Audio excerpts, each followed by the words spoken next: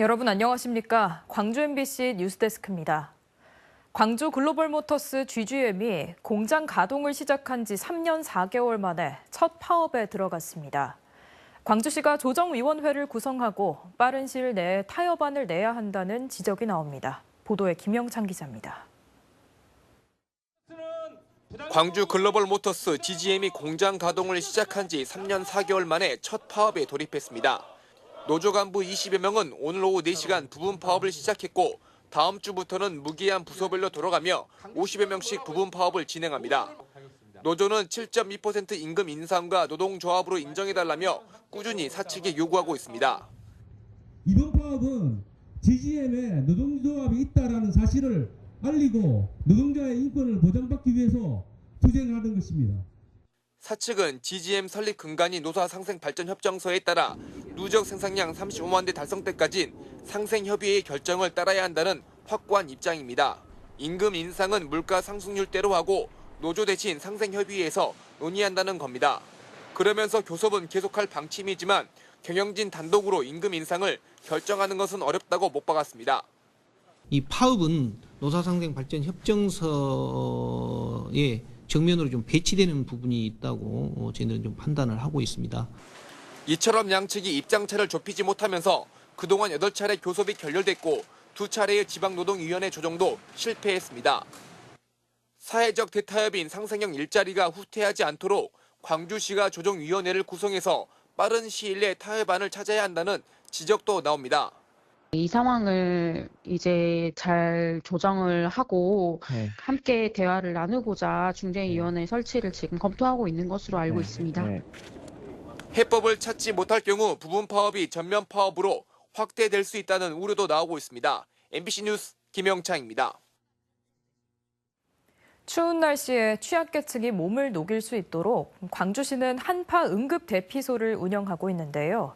기본적인 난방용품도 갖추지 못한 채 보여주기식으로 운영되는 곳이 대부분이었습니다. 천홍희 기자가 보도합니다. 광주 동구에 있는 국민체육센터. 한파의 취약계층이 몸을 녹일 수 있는 한파 응급 대피소입니다. 대피소가 어디에 있냐고 묻자 1층이라는 답변이 돌아옵니다. 저희 지금 여기 대기실이나 여기 1층 정도에서 머물렀다 가시는 걸로. 로비에는 손님들이 많은 데다 바깥의 난방기구라고는 벽에 달린 히터가 전부입니다. 광주 북구에서는 구청의 상황실을 한파 응급대피소로 지정했습니다. 북구의 유일한 응급대피소지만 책상과 의자만 놓여 있습니다. 필수로 준비해야 하는 난방 텐트와 침낭, 컵라면 등은 보이지 않습니다. 보시는 것처럼 이 상황실을 한파 응급대피소로 지정하다 보니 평상시에는 이렇게 문이 잠겨 있습니다. 광주시는 한파의 취약계층을 보호하자는 취지로 각 구별로 응급대피소를 1개씩 지정했습니다. 한파특보가 내려지면 24시간 동안 운영됩니다. 하지만 대부분 대피소를 알리는 표지판도 없는 데다 24시간 동안 운영되지도 않고 있습니다. 시민들이 추위를 피해 대피소를 찾아오면 그제서야 문을 열고 준비한다는 식입니다. 전화를 주시면은 이제 저희가 출근해서 문을 여는 거 여러 개 되는 형식이라. 이에 대해 광주시는 대피소 운영을 미숙하게 했다며 제도를 개선하겠다고 밝혔습니다. 한파의 취약계층을 보호하겠다면서 대피소를 보여주기식으로 운영하고 있는 것은 아닌지 점검이 필요해 보입니다. MBC 뉴스 천홍희입니다. 제주항공 여객기 참사 유족들이 장례를 마치고 공항에 마련된 쉼터로 복귀하고 있습니다. 오는 18일 합동추모제를 준비하고 있는데요. 정부는 유족 뜻에 따라 이번 사고 명칭을 1229 제주항공 여객기 참사로 공식화했습니다. 김규희 기자가 보도합니다. 무안공항 1층에 마련된 합동 분향소입니다. 참사 발생 13일째를 맞았지만 계속해서 추모객들이 찾아오고 있습니다. 저희 가족들도 이 무안공항을 이용해서 여행을 와본 기억이 있어서 남일 같지 않게 느껴졌고. 장례를 마친 유족들은 공항 2층에 마련된 쉼터에 속속들이 도착하고 있습니다. 독감이 유행하고 위생 문제가 발생하면서 유족들이 자리를 비운 사이 전남도는 방역과 청소 작업을 마쳤습니다. 현재 설치된 쉼터는 110곳. 유가족 60여 명이 머물고 있는 것으로 파악됐습니다. 유족들은 돌아온 공항에서 남은 유류품을 수령하고 앞으로의 대응 계획을 논의할 계획입니다. 특히 오는 18일 공항 2층에서 합동 추모제가 예정된 만큼 유족들은 본격적인 준비 작업에 돌입할 예정입니다. 1월 18일 아마 오전에 저희가 개최하기로 했고요. 여기에 대한 절차라든지 세부 내용은 내일 유족 총회가 있습니다. 이제 거기에서 결정을 해서. 한편 국토교통부는 이번 사고 명칭을 유족 뜻에 따라 1229 제주항공 여객기 참사로 불러달라고 요청했습니다. 지역민들에게 국제공항이 중요한 자산인 만큼 지역 이미지를 훼손시킬 우려가 있다는 겁니다. 1229 제주항공 여객기 참사라는 표현을 저희가 사용을 하고 있는데요. 일부에서는 무안공항 참사라든지 이런 식으로 좀 표현이 돼서 좀 지역에서 좀 우려하시는 부분이 있다. 현장에서는 수색도 이어지는 가운데 정부는 유족들에게 사랑의 열매 사회복지 공동모금의 성금을 활용해 1차 긴급 생계비를 지급했습니다. MBC 뉴스 김규희입니다. 제주항공 여객기 참사의 책임에서 자유로울 수 없는 국토교통부 인사들이 참사 원인을 규명하는 조사위원회에 소속된 사실이 추가로 확인되며 독립성 논란이 커지고 있다는 소식 어제 전해드렸는데요. 조사위원회의 전권을 국토교통부가 갖는 현 구조 자체를 손보지 않는 한 독립성 논란은 계속될 수밖에 없습니다. 주현정 기자입니다. 제주항공 참사 희생자 전원의 장례를 마친 유가족들이 성역 없는 참사 원인 조사를 촉구했습니다. 공정하고 투명하게 조사가 이루어져야 하고 그 과정에서 유족들이 소상히 알 수 있도록 꼭 해주셔야 된다는 거, 이것만 꼭 기억해 주십시오. 참사 책임 의혹이 있는 국토교통부의 전현직 인사들이 참사 원인을 규명하는 기구인 항공철도 사고조사위원회에 소속된 사실이 속속 확인되면서 독립성 논란이 사그라들지 않고 있기 때문입니다. 이번에 사고가 난 무안공항과 직간접적 연관이 드러난 조사위 관계자만 3명. 논란이 일자 일부 인사는 배제되기도 했지만 조사위를 둘러싼 잡음은 계속되고 있습니다. 국토부의 공항시설 관리가 적절했는지, 또 조류 충돌 예방 활동이 제대로 이루어졌는지 등이 이번 참사 원인 조사의 핵심인 상황에서 국토부 산하에 있는 조사위원회가 국토부의 규정 위반이나 관리 소홀 문제 등을 제대로 다룰 수 있냐는 겁니다.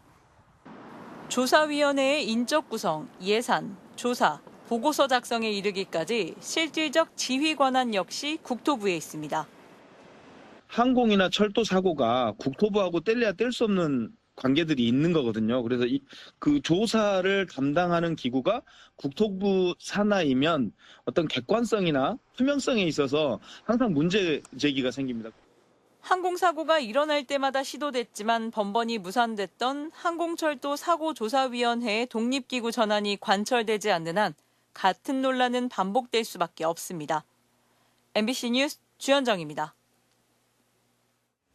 제주항공 참사 희생자들에 대한 국가 애도 기간이 끝나도 철거하지 않았던 전남 지역의 분향소들이 오늘 대부분 운영을 종료하는데요.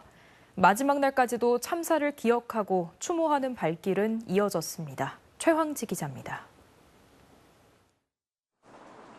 떠나간 은사를 추모하는 메모가 바람에 나부낍니다. 형형색색 메모장에 꾹꾹 눌러 쓴 추모의 글이 빼곡합니다. 손편지가 세찬 바람에 날아갈까 자원봉사자들의 손길도 분주합니다. 참사 후 13일째 애도하는 발길은 오늘도 이어졌습니다. 순천 시민들도 안타까운 마음을 함께하고 있어서 앞으로 새해에는 좋은 일만 가득했으면 좋겠고. 이번 참사로 순천과 여수 등 전남 동부권에선 14명이 안타까운 목숨을 잃었습니다. 시민들이 큰 충격과 슬픔에 빠지자 일선 시군은 분향소를 연장 운영해 왔습니다. 참사 희생자들의 장례와 발인이 대부분 마무리되자 여수와 순천, 광양의 분향소는 오늘로 운영을 종료합니다. 전남 동부권에서만 약 7,000명이 넘는 추모객들이 분향소를 찾았습니다. 어쩌다 보니 저희 전라남도 쪽에 거주하시는 분들이 이제 돌아가신 게 많이 유감스럽고 좀 더 행복해지셨으면 하는 바람이 있습니다. 남는 분들이. 슬픔을 위로하는 따뜻한 나눔도 이어졌습니다. 한국전력 여수와 광양, 고흥지사는 추모객들을 위해 커피와 케이크, 핫팩 등을 기부했습니다. 또 추운 날씨, 자원봉사자들을 위한 온정의 손길도 계속됐습니다. 음료수를 고생하신다고 하면서 그냥 저도 모르는 사이에 놓고 그냥 뒤돌아서 가셔버리는데 너무 감동받았습니다. 너무 고맙더라고요. 근데 인사를 못한 것이 좀... 분향소는 철거되지만 조이록과 손편지 등은 지자체가 따로 관리할 예정입니다. 13일간 운영된 분향소를 방문해 주셔서 추모도 해주시고 소중한 기록도 남겨주셨습니다. 이 자료들은 저희가 보관 여부를 신중히 검토하겠습니다. 전남 각 시군에 설치된 분향소는 대부분 철거되지만 전남도청 만남의 광장과 무안공항에 설치된 합동 분향소는 당분간 계속 운영될 예정입니다. MBC 뉴스 최양지입니다.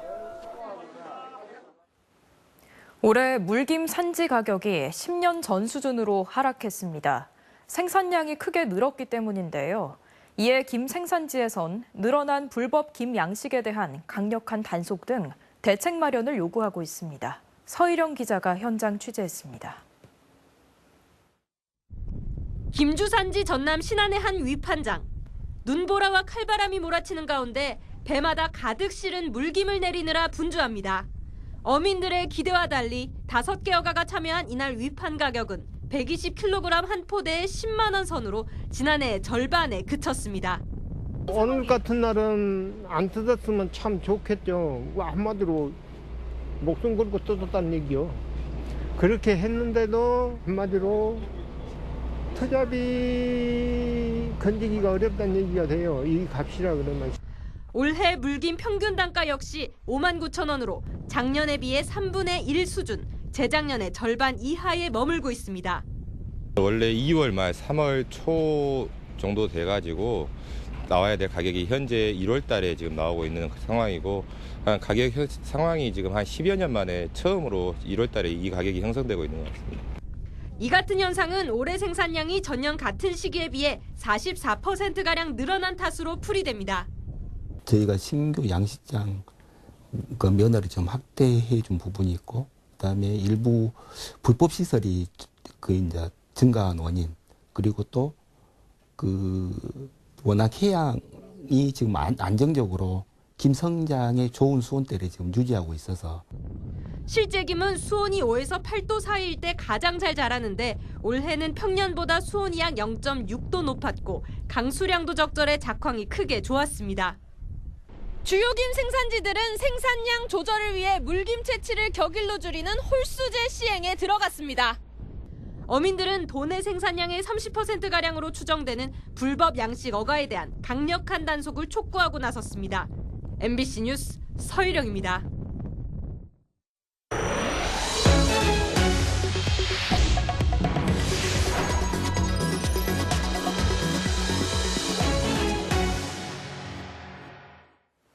윤석열 대통령에 대한 체포영장 집행이 임박한 가운데 광주 시민단체가 즉각적인 체포를 촉구했습니다. 광주 비상행동은 오늘 오전 광주경찰청 앞에서 기자회견을 열고 공권력의 모든 가용수단을 동원해 반드시 윤석열 대통령을 체포해야 한다고 강조했습니다. 단체는 또 공수처와 공조수사본부는 더 이상 국민을 실망시키지 말고 국민의 명령을 따라야 한다며 시민단체도 윤석열 체포단을 파견해 함께하겠다고 밝혔습니다. 경찰이 정치자금법을 위반한 혐의로 임미란 광주시 의원에 대해 압수수색을 하는 등 강제 수사에 들어갔습니다. 전남경찰청에 따르면 임미란 의원은 지난 2022년 4월 보성군의 한 법인회사에 토지구매 자금 명목으로 5천만 원을 빌려주고 해당 법인의 카드를 건네받아 1,400만 원을 사용한 혐의를 받습니다. 경찰은 압수한 증거물 분석을 토대로 임 의원에게 정치자금법 위반 혐의를 적용할 수 있는지 검토할 예정입니다. 희망 2025 나눔 캠페인에 성금을 보내주신 분들입니다. 의료법인 가평의료재단 김수영 이사장 2천만 원 보내주셨습니다. 어려운 이웃 돕기에 동참해주신 분들께 감사드립니다. 광주지검 반부패 강력수사부는 거액을 받아챙긴 혐의로 전남 지역 모 국회의원 보좌관인 50대 남성 황모 씨를 구속 기소했습니다. 황 씨는 해당 국회의원 지역구의 사업자로부터 국가보조금 사업자 선정 청탁을 대가로 1억 원을 받은 혐의를 받고 있습니다. 길 가던 10대 여성을 흉기로 살해한 혐의로 무기징역을 선고받은 박대성이 1심 판결에 불복해 항소했습니다. 광주지법 순천지원은 오늘 살인과 살인 예비 혐의로 무기징역을 선고받은 박대성 측 변호인으로부터 양형 부당을 이유로 항소장을 접수했습니다. 박대성 측 변호인은 1심 재판 과정에서 살인 예비 혐의에 대해 기억이 나질 않는다며 거듭 부인했습니다.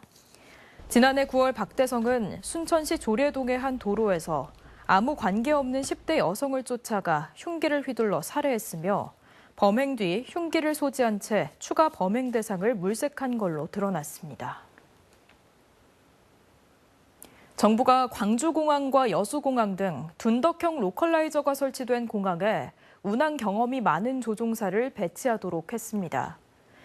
고기동 행정안전부 장관 직무대행은 중앙재난안전대책회의에서 둔덕 형태의 로컬라이저가 설치된 공항에 취항하는 경우 경험이 많은 조종사를 위주로 운항하고 매번 운항 때마다 특별교육을 실시하도록 국내 모든 항공사에 긴급 안전조치를 시행했다고 밝혔습니다. 또 긴급조치와는 별도로 구조적인 개선 방안도 조속히 마련하겠다고 말했습니다.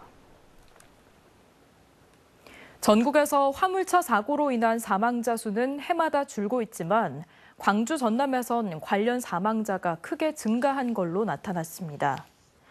한국교통안전공단에 따르면 지난 2023년 기준 광주 전남 지역의 한 해 화물차 교통사고 사망자는 86명으로 전년 24명 대비 38.7% 증가한 걸로 집계됐습니다.